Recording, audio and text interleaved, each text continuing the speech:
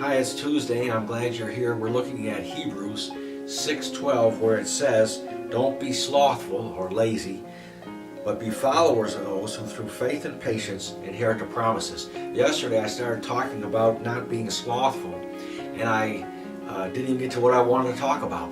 And that is over here in Proverbs 26. Let me read this to you, talking about slothfulness. It says, "The slothful man says, 'Oh, there's a lion in the streets. There's a lion in the way.' And then verse 14 says, 'And as the door turns on its hinges, so does the slothful man roll over in his bed.'" I'm thinking how many people I've known that they have excuses why they're not going to do something. In our day, we wouldn't say there's a lion in the streets. We'd say, "Oh, there's gunfire outside. Someone got shot a few blocks away yesterday." There's always an excuse not to do something. But we have to overcome those things and realize that if God's for us, who can be against us? And if He has a great plan for us, then we need to get out and take care of that plan. No room to be lazy. I said yesterday, we don't want you being lazy. And I want to encourage you, don't be that slothful man that Proverbs talks about. Instead, we need to be diligent people. We need to be people who realize that God's not only for us, but He wants the best for us. He wants us to enjoy this life as well as the one that we're living in eternity with Him.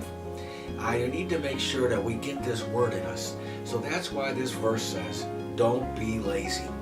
Years ago, God asked me while I was praying at the church when we were in the little building. He said, I'm going to bring a lot of teenagers into this place. What are you going to do with them? It occurred to me that God's always looking for us to do something.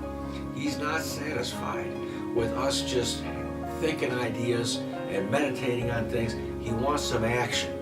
And action is the opposite of being lazy. So make sure that you shake any laziness off that try to creep on you.